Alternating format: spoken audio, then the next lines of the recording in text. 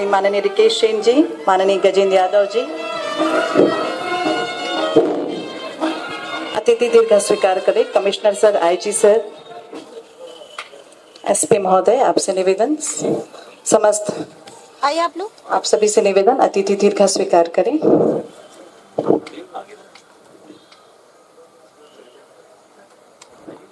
हमारे बीच नगर निगम कमिश्नर भिलाई नगर ललित सेन जी के स्वागत अभिनंदन हेतु मैं पद्मश्री मैम एडिशनल एसपी महोदय को सादर आमंत्रित करती हूँ।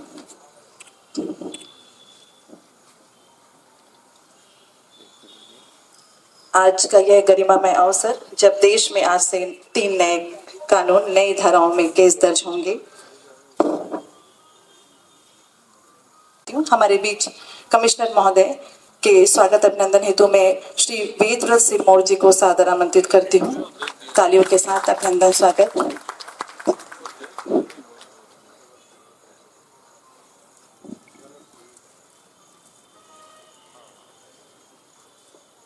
हमारे बीच आईजी महोदय के स्वागत अभिनंदन हेतु मैं पद्मश्री मैम को सादर आमंत्रित करती हूँ। तालियों के साथ ही अभिनंदन स्वागत। हमारे बीच जिलाधीश महोदया कलेक्टर मैम के स्वागत हेतु मैं पद्मश्री मैम को पुनः आमंत्रित करती हूँ। पुष्प से अभिनंदन स्वागत करें। हमारे बीच एसपी सर के स्वागत अभिनंदन हेतु मैं एडिशनल एसपी सुखनंदन राठौर जी को सादर आमंत्रित करती हूँ। पुष्प से अभिनंदन स्वागत करें।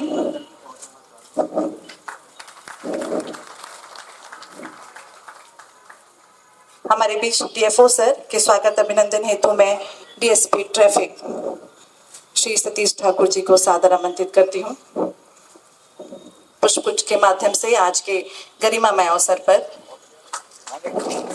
हमारे बीच नगर निगम कमिश्नर भिलाई नगर के स्वागत अभिनंदन हेतु मैं सीएसपी भिलाई को सादर आमंत्रित करती हूँ।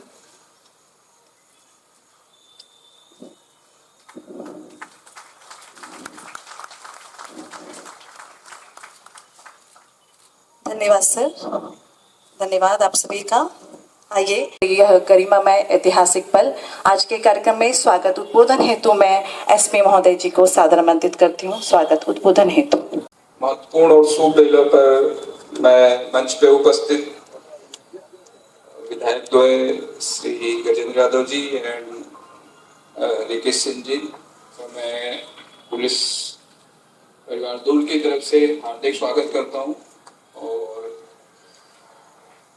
साथ ही साथ मंच पे उपस्थित IG sir, commissioner sir, collector ma'am, commissioner नगर निगम भिलाई और डीएफओ,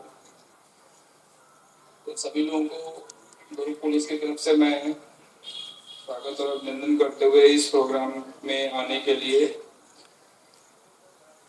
अपना समय को मूल्य देने के लिए पुलिस परिवार की तरफ से आभार प्रदर्शन करता हूं कि उन्होंने अपना टाइम दिया है। नवीन कानून आज से बेसिकली रात 12 बजे से अब लाइव हो गए हैं। अब जो भी भारत में रात 12 बजे के बाद से जो भी अपराध या जो भी क्राइम या जो भी लीगल एक्शंस होंगे वो नए कानूनों के तहत होंगे। नए कानून की आवश्यकता क्या थी, नए कानून बने क्यों, वो एक आवश्यक और चिंतन का विषय है। इसके पहले जो कानून थे, आईपीसी जिसको बोलते थे, इंडियन पेनल कोड, वो 1861 का कानून था। 1861, बहुत सारे लोगों को 1861 कनेक्ट नहीं होगा, बट 1857 जरूर कनेक्ट हो जाएगा। हम जितने लोग यहाँ बैठे हैं, ज्यादातर लोगों को पता होगा कि 1857 का भारतीय इतिहास में महत्वपूर्ण रोल रहा है। पहली स्वतंत्रता संग्राम की क्रांति हुई थी 1857 में। अंग्रेजों ने उसके पहले से ही कानून की प्रोसेस शुरू कर ली थी, बट 1857 की जो रिवोल्ट हुआ, विद्रोह हुआ, उसने उनको एहसास कराया कि भारत को कंट्रोल करने के लिए, भारत के लोगों पे नियंत्रण रखने के लिए ऐसा कुछ व्यवस्था बनाई जाए जिससे वो अपनी जो औपनिवेशिक व्यवस्था थी उसको सुचारू ढंग से चला सके। उसके परिप्रेक्ष्य में, उसके तारतम्य में उन्होंने वो जो आपराधिक कानून थे वो ले आए थे। आप स्वयं से सोच सकते हैं कि कोई ऐसा ऑर्गेनाइजेशन जो इस देश का नहीं रहा हो, जो इस देश पे शासन करने की मंशा लेकर आया रहा हो, जो इस देश पे कंट्रोल करके यहाँ के संसाधनों को अपने फेवर में यूज करने, उसका शोषण करने के लिए लाया हो, तो वो दंड विधान वो चाहे जितना ही पार्शियलिटी से बनाने की कोशिश करेगा उसमें पार्शियलनेस होगी ही होगी। वो बेसिकली हमको दंडित करने के नजरिए से लाया गया है कि ये सारे ब्लैक लोग जो हैं, जो काले लोग हैं, ये लोग गलत हो सकते हैं, इनको कैसे कैसे दंडित करना है उस नजरिए से लेकर आया गया था, पहला। दूसरा, देश काल 1861 का, मतलब 1861 और 10 साल आगे पीछे, तब का देश काल और आज का देश काल दोनों में जमीन आसमान का अंतर है। परिस्थितियों में, सिचुएशन में, व्यवस्थाओं में, डेवलपमेंट में। तो वो बना जरूर उस समय था, 1861 से हम चला रहे थे, अभी तक उसको चल रहा था, बट ये महसूस होना शुरू हो गया था इस सदी में कि अब नए कानूनों की आवश्यकता है। और उस पे इस सरकार ने आज से 6 साल पहले काम स्टार्ट किया था। 17-18 में स्टार्ट हुआ ये काम, और 5 साल के अथक प्रयास के बाद बहुत सारे रिसर्च, बहुत सारी बैठकें, बहुत सारी विचार गोष्ठियां, बहुत सारे अभिमत लेके उसको संकलित करके फिर वो तीनों नए कानून, जिसपे पूरी न्याय व्यवस्था टिकी हुई है। न्याय व्यवस्था जिसकी शुरुआत पुलिस के थाने से होती है, और न्याय व्यवस्था जिसके अंतिम कोर्ट के डिसीजन पे होता है, कोर्ट के निर्णय पे होता है। अंतिम में जब सजा मिलती है तो जो शुरुआत होती है FIR से, वो खत्म होती है। भारतीय नागरिक सुरक्षा संहिता जो CRPC की जगह पे लाया गया, और भारतीय साक्ष्य अधिनियम, इंडियन एविडेंस एक्ट की जगह पे लाया गया।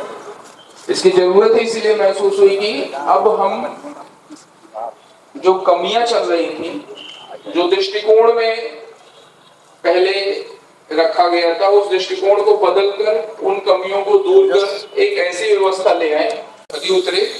और जो थोड़ा बहुत सिस्टम में कमियां चल रही थी, जो इसको, इस व्यवस्था से दूर करने का प्रयास किया गया है, उसमें हम बढ़ चढ़कर हर एक पुलिस वाला इसी भावना के साथ, जो सरकार की भावना है, जो सरकार का उद्देश्य है, उसी भावना के साथ अपने कर्तव्य के लेकर आएगा। और हर एक व्यक्ति जो थाने तक आता है, जो हमसे अपेक्षा रखता है, जो इस कानून के तहत जो उसको अधिकार और दायित्व मिले हैं, उसकी पूरी निष्ठा के साथ अपनी कार्य प्रणाली में ले आएगा। साथ ही साथ मैं पब्लिक से भी, या सामने जो लोग यूथ बैठे हैं, उन सब लोगों से भी अपेक्षा करूंगा, थोड़ा बहुत कानून को जानना शुरू करिए। हमारा पूरा डर यूनिफॉर्म से, वर्दी से, या थाने से, या कोर्ट कचहरी से इसीलिए रहता है क्योंकि हम एकदम सब कुछ पढ़ने लिखने के बाद भी लीगल एस्पेक्ट पे जीरो रहते हैं। थोड़ी बहुत जानकारी जैसे ही आप हो जाएगी, वो थाना ही उतना उत्तरदायित्व तो अपना समझने लगेगा, उसको आप उसके अधिकार के साथ उसके कर्तव्य भी बता पाओगे, आपको अपने कर्तव्य के भी पता होंगे। जो लोग गलत कर रहे होंगे उनको नियम कानून में आप बांध पाओगे। तो आपकी भी उतनी रिस्पॉन्सिबिलिटी है कि इस अच्छे कानून, जो नए कानून आए हैं, वो बहुत बढ़िया हैं, बहुत रिस्पॉन्सिबल हैं। लेकिन वो रिस्पॉन्सिबल तभी हो पाएंगे जब हम थोड़ा बहुत उसको समझें, उसको पढ़ें, उसकी जानकारी रखें, और अपने अधिकारों के प्रति सजग रहें। और साथ ही साथ अपने कर्तव्य, आपके कर्तव्य यही है कि हमसे अच्छा काम करा ले जाए। आप सभी का कर्तव्य ये है कि हर गलत आदमी जो गलत तरीके से कानून का दुरुपयोग करे, उसको ये बताएं कि नहीं, आप सही नहीं चल रहे हो, कानून तो ऐसा नहीं, ऐसा है। इसलिए आपकी भी थोड़ी बहुत जिम्मेदारी बनती है, आप भी ये पढ़ें। हमने एक बुकलेट अभी यहाँ पे रखवाई है, बहुत सरल शब्दों में है, बहुत संक्षिप्त है। उम्मीद करेंगे आप थोड़ा सा पढ़ेंगे, आपकी थोड़ी बहुत जानकारी बढ़ेगी। उससे ज्यादा जानकारी चाहिए होगा तो आप गूगल सर्च करेंगे या किसी भी पुलिस स्टेशन पे, या नहीं तो यहीं वापस आएंगे, हम आपको इसके बारे में और भी जानकारी मुहैया कराएंगे। इसी के साथ मैं अपनी बात खत्म करता हूँ और आप सभी लोगों के यहाँ पे उपस्थित होने के लिए आभारी हूँ। धन्यवाद। न्याय संहिता के लागू होने के अवसर पर पंचासीन हमारे विधायकगण Rikesh ji, Gajendra Yadav ji, IG sir, commissioner sir, SP साहब, डीएफओ साहब, देवेश, सामने हमारे पुलिस विभाग के काफी साथी बैठे हैं, रेवेन्यू के भी कुछ लोग मुझे दिख रहे हैं और स्कूल के हमारे बच्चे कुछ बैठे हुए हैं यहाँ पे। इस न्याय संहिता के बारे में इसकी हिस्ट्री क्या रही है, अभी क्यों लेकर के आए हैं, एसपी साहब ने बहुत डिटेल में आपसे बात करी है। मैं बस 2-3 छोटी बातें, क्योंकि हमारा राजस्व का अमला इसमें बैठा हुआ और प्रशासन और पुलिस के बीच में जो एक समन्वय की बात रहती है उसके बारे में मैं थोड़ी बात करूंगी। और हमारे बच्चे यहाँ पे बैठे हुए हैं। आप में से लॉ की पढ़ाई कौन कौन करना चाह रहा है, एक बार हाथ खड़ा करो। कोई नहीं करना चाह रहा? Nobody wants to apply for CLAT and everything। चलिए, आपके परिवार में होंगे तो जब मूवी वगैरह देखते हैं वो धारा क्या 420 का केस हो गया और 302 का केस हो गया, ये सब की बातें सुनते रहते हैं ना, डायलॉग वायलॉग सुनते रहते हैं, वो सब चीजें बदल जाएंगी। लेकिन वो सतही अंतर है। जो मूल अंतर है, एक अंग्रेजों ने कानून लाया देश को कंट्रोल करने के लिए। अब जो देश हमारा है, जो सरकार दिल्ली में बैठी है, रायपुर में बैठी है, आप सब लोगों ने नागरिक के तौर पे उसको चुन करके भेजा है। उनका रोल हमें नागरिक को कंट्रोल करना नहीं है। नागरिक को एक स्वच्छ संहिता और नागरिक सुरक्षा संहिता में 4-5 केसेस में एग्जीक्यूटिव मजिस्ट्रेट के तहत जो पावर्स रहते हैं उसको हम दोबारा देख लें, पुलिस के साथ में हम उसका समन्वय कर लें। आज की तारीख से वो धारा भी परिवर्तित हो गई है, वो आपका एक्ट का नाम भी परिवर्तित हो गया है, तो हमारे डेली कामकाज में वो परिवर्तन हमें दिखता रहे।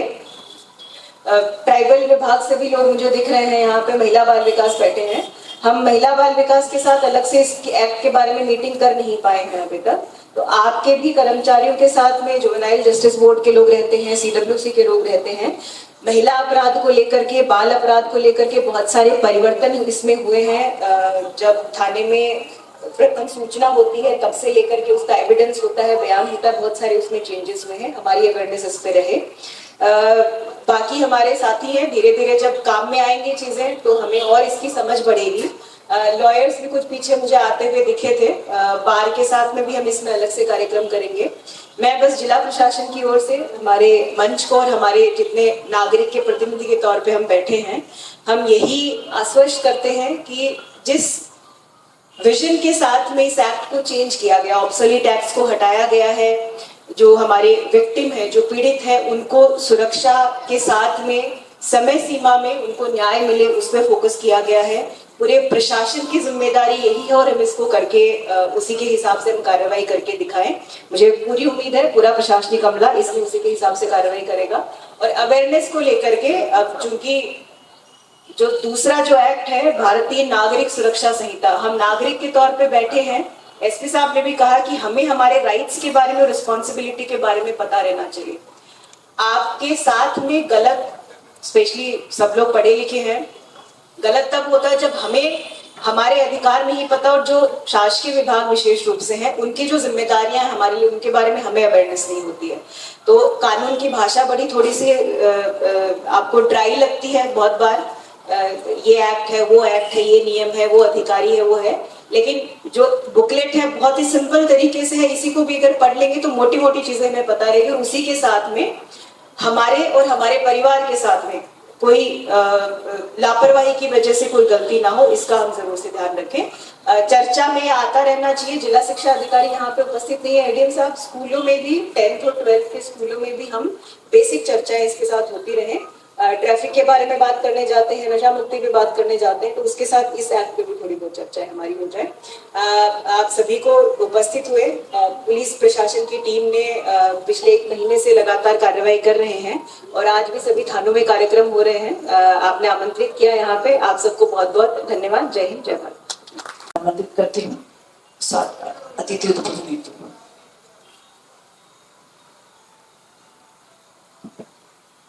आज के इस नए कानूनों के शुभारंभ के अवसर पर नगर मंचा से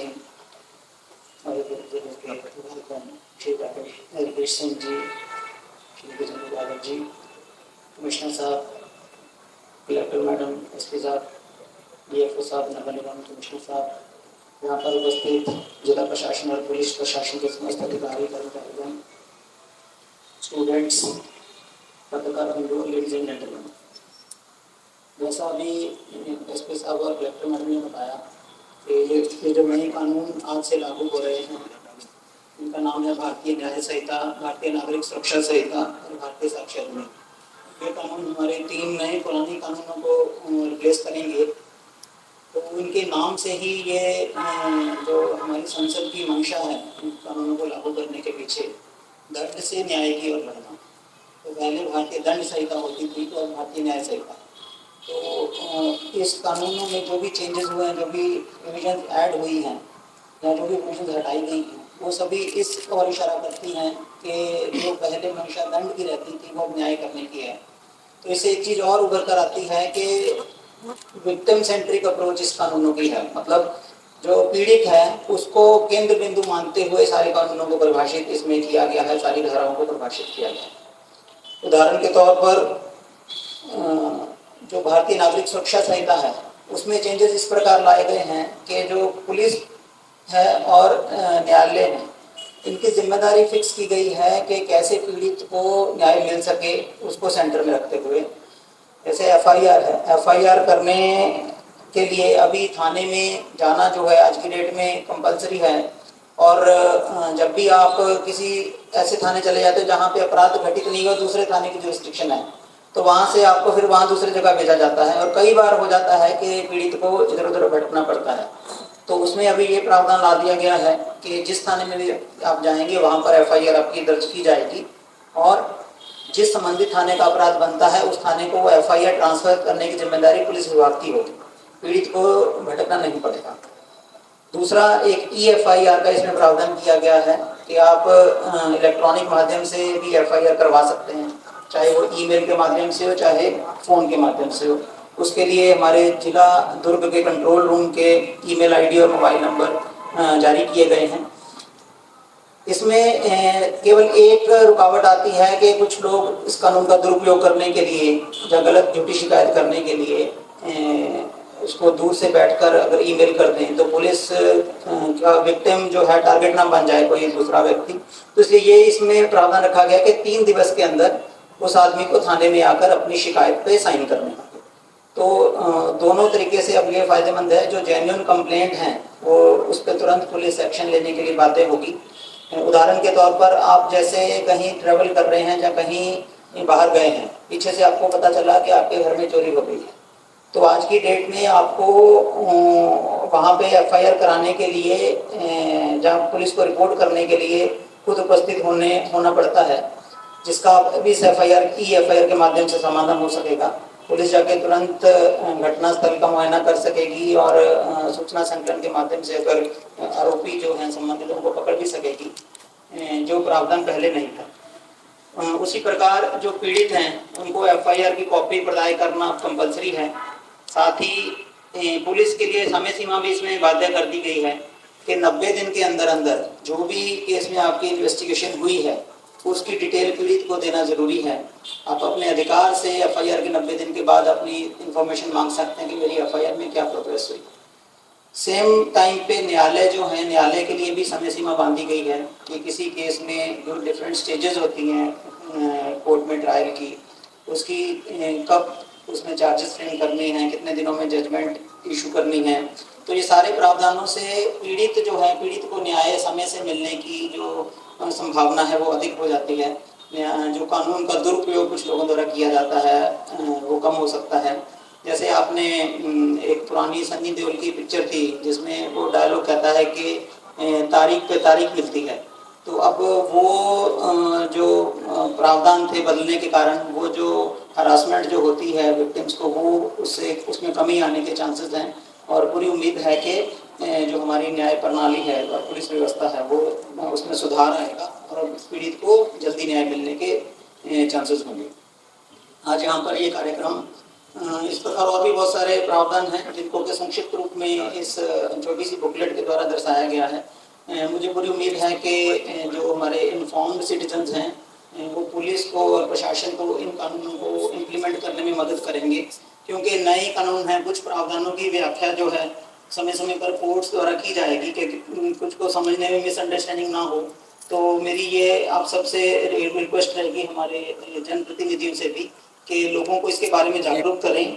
अगर पुलिस प्रशासन से किसी प्रकार का लगता है कि इसमें गलती हो रही है, चाहे उसके इंटरप्रिटेशन में या उसके इम्प्लीमेंटेशन में, उसको जरूर हमें अवगत कराएं। वरिष्ठ अधिकारी भी सभी बैठे हैं, सभी हमने थाना प्रभारी और हमारे जो स्टाफ हैं उनको ट्रेनिंग पिछले 3 महीने से दे रहे हैं, परंतु फिर भी क्योंकि ये लॉ है, लॉ हमेशा इंटरप्रिटेशन पर चलता है और जो करीब पिछले 163 सालों की जो व्यवस्था बनी हुई थी उसको चेंज होने में, उसको नए सिरे से इम्प्लीमेंट करने में थोड़ा टाइम लगेगा ज़रूर। इन बिटवीन जो ट्रांजिशन पीरियड है उसमें काफ़ी दिक्कतें भी आ सकते हैं, परेशानियां भी आ सकती हैं, लेकिन हम अगर सब साथ मिलकर उसमें चलेंगे तो मुझे पूरी उम्मीद है कि इन कानूनों को इम्प्लीमेंट करने में हम सफल होंगे। और आज यहाँ पर इस कार्यक्रम में मुझे बुलाने के लिए और हमारे सभी जो जनता के हमारे नागरिक हैं और प्रतिनिधि हैं उनको बुलाने के लिए मैं पुलिस अधीक्षक और उनकी पूरी टीम का बहुत बहुत धन्यवाद करता हूँ। और पूरे जिले में और इनफैक्ट पूरे प्रदेश में हर थाने में आज के इस विषय पर कार्यशाला की जा रही है, और ताकि नागरिकों को और हमारे समस्त बंधुओं को इसके बारे में जानकारी हो सके। इस कार्यक्रम में आयोजित करने के लिए भी मैं इनको बहुत बहुत धन्यवाद देता हूँ और बहुत बहुत शुभकामनाएं देता हूँ। बहुत बहुत धन्यवाद। भारतीय न्याय संहिता आज से लागू हो रही है। इस उपलक्ष्य में आयोजित इस कार्यक्रम में उपस्थित आदरणीय श्री गजेंद्र यादव जी, विधायक दुर्ग, आदरणीय श्री रिकेश सेन जी, विधायक वैशाली नगर, आईजी साहब, कलेक्टर में एसपी साहब, डीएफओ साहब, कमिश्नर भिलाई नगर निगम, यहाँ उपस्थित प्रशासन के सभी, प्रशासन एवं पुलिस के सभी अधिकारी साथियों, सभी प्यारे बच्चों, यहाँ कुछ ला के जानकर अधिवक्ता महोदय भी हैं और यहाँ को उपस्थित सभी सम्मानित जन। आज इस नए कानून के लागू होने पर मैं सबसे पहले आप सभी को बहुत बहुत बधाई देना चाहता हूँ। इतना पुराना कानून जो दंड संहिता था, जिसको भारत सरकार ने और हमारी संसद ने एक नया नाम दिया न्याय संहिता, जो दंड से न्याय की ओर हम जो चल रहे हैं, निश्चित रूप से यहाँ के जो नागरिकों के लिए और हम सभी जो इस देश के रहने वाले हैं उनके लिए लाभदायक होगा।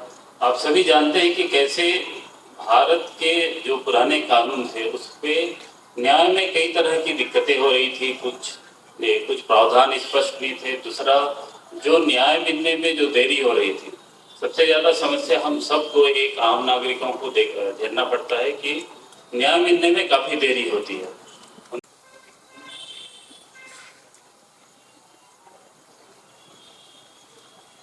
नवीन भारतीय आपराधिक कानून के आज इस लागू होने के शुभ अवसर पर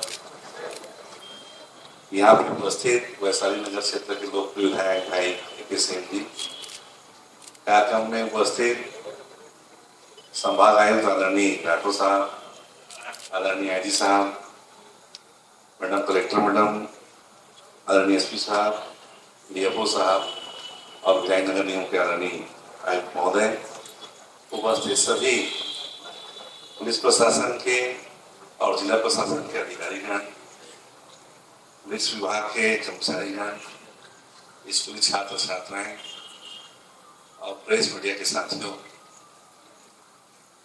जिला प्रशासन के सभी अधिकारीगण,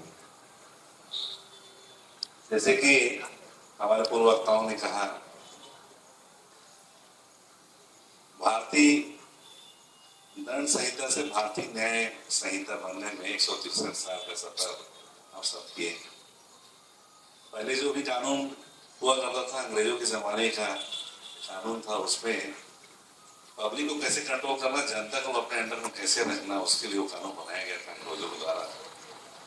देश आजाद होने के बाद भी हम उसी पुराने जो अंग्रेजों के बनाए हुए दंड संहिता पे चल रहे थे, जिसका कहीं कहीं दुष्परिणाम ये होता था कि आम आदमी आज भी थाने में घुसने से डरता है। उसको लगता है कि पुलिस से दोस्ती भी अच्छी नहीं और दुश्मनी भी ठीक नहीं है। ऐसा एक आम नागरिक के मन में भाव आता है। पुलिस विभाग के द्वारा समय समय पे बहुत ही अच्छे आयोजन करते हैं कि पुलिस मित्र के बहुत अलग अलग कार्यक्रम चलते हैं, फिर भी कहीं